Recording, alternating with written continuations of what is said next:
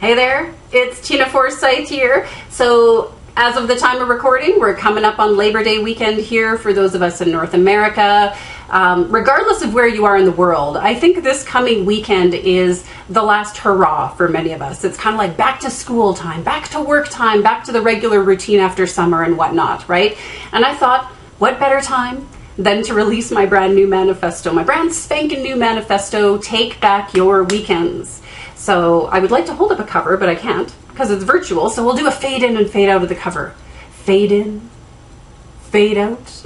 We'll see how my video editing skills are for that, right? This is a call to entrepreneurs to stop working too much, to take back your time, to be able to enjoy life.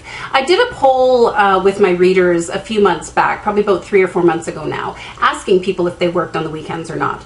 And over 50% of people who replied said that they work almost every weekend. And a bunch more still work here and there on weekends and such too, right? That is just simply way, way, way too many of you. Way too many of you, in my opinion. And I mean, I'm just a firm believer that your weekends should be for you in your life, right? They should be for you in your life. And so this manifesto is a call for you. It's an invitation, if you will, for you to be able to take back your time. And if you're interested in no longer working on the weekends, there are actually 5 tips in this manifesto. And I want to share the first one with you here today in this video. And the first tip is to decide what your non-working hours are going to be.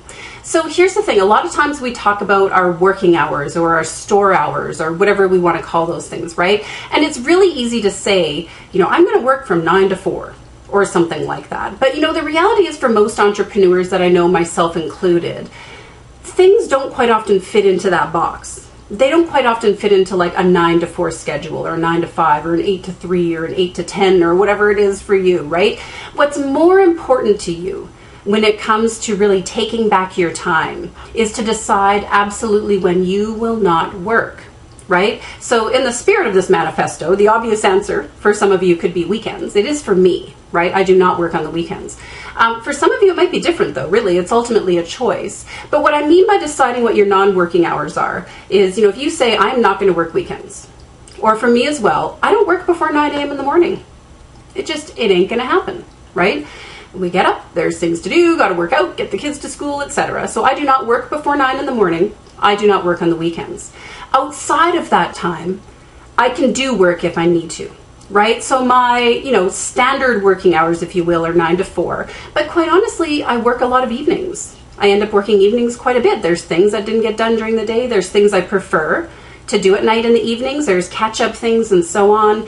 And if need be, I will literally work till midnight on a Friday to get things done. But as soon as the clock strikes midnight on a Friday, I'm done because I do not work Saturday and Sundays, right? So your non-working hours, you know, I want you to define what those are for you. Again, it might be weekends. It might just be 1 day a week. It might be evenings. It can be whatever it is that you want it to be. But one of the key things to being able to take back your time, it isn't always about saying, here's when I will work.